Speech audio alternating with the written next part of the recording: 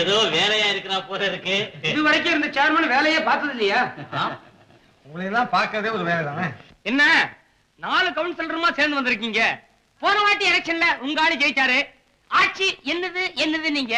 இந்த வாட்டி அண்ணா ஜெயிச்சிருக்காரு. ஆட்சி நம்மதுன்றீங்க. என்ன விஷயமா வந்தீங்க? ஐயா கிட்ட தனியா பேசணும். அவங்களையெல்லாம் கொஞ்சம் வெளியில. இவங்களுக்கு தெரியாத எந்த ரகசியத்தை பேச போறோம்? சும்மா சொல்லுங்க. இந்த மீன் மார்க்கெட்டுக்கு. மீனா? நீங்க சைவமாச்சே?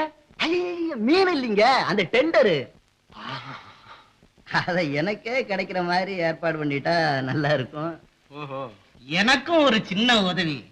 நம்ம முனிசிபாலிட்டிக்கு ஒரு பெரிய பள்ளிக்கூடம் கட்ட போறோம்ல, அந்த கான்ட்ராக்ட் எனக்கே கொடுக்கணும். எனக்கு ஒரு 16 பேருக்கு உடனடியே வேலை போட்டு கொடுக்கணும். அவ்வளவுதான். 16 பேருக்கா? அங்கேச்சா? ஆமா, ஆச்சு. அதான். ஏங்க நீங்க சும்மா உட்காந்துருக்கீங்க? எனக்கு என்ன கேக்குறதுன்னே புரியலீங்க. ஏங்க ஒண்ணு பண்ணா என்ன? மாசத்துக்கு 1000மோ 2000மோ வருமானம் வர முடியா? உங்களுக்கு ஏற்பாடு பண்ணிட்டா சௌரியமா இருக்கும்ல? போதுங்க, அது போதுங்க.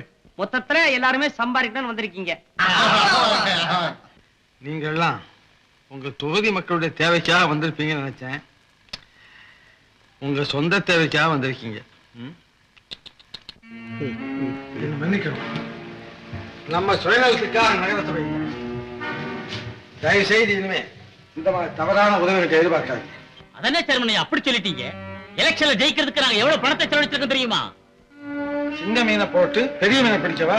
ஆமா, திரும்ப சம்பாதிச்சிடலாங்கிற நம்பிக்கையில தான். அதனாலதான் உங்களை சேர்மன் ஆக்கணும். நீங்க இப்படி கைவிட்டா நாங்க எப்படி பிழைக்கிறது? இது பிழைக்கிற இடம் இல்ல சார், உழைக்கிற இடம். மிஸ்டர், இது முனிசிபல் ஆபீஸ், வியாபார சந்தையில். அட, இவர் என்னடா இவர் உலகத்திலே இல்லாத அதிசயமான சேர்மனா இருக்காரு. பெரிய உத்தம புத்திரன். இந்தாயா, இப்ப எந்த உதவியும் செய்ய மாட்டேன்னு சொல்றீங்களா?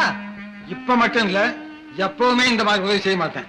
அந்த ஆசையை விட்டுட்டு தயவுசெய்து வெளியே போங்க. அவ்வளவுதானா? கண்டிப்பா அவ்வளவுதான். இது என் கடைசி எச்சரிக்கை. கடைசி வச்சிருக்கியா? பாக்குறையா பாக்குறோம். அருகிட்டு போய் இந்த ஆளு சேர்மன் ஆக்கணும் பாரு. கொஞ்சம் கூட நன்றி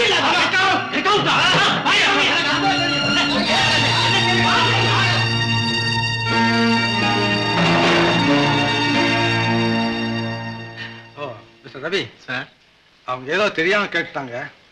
அதை தயவு செய்து வெளியே சொல்லாங்க. பாவம், மக்களுக்கு தெரிஞ்சா மானமே போயிடும்.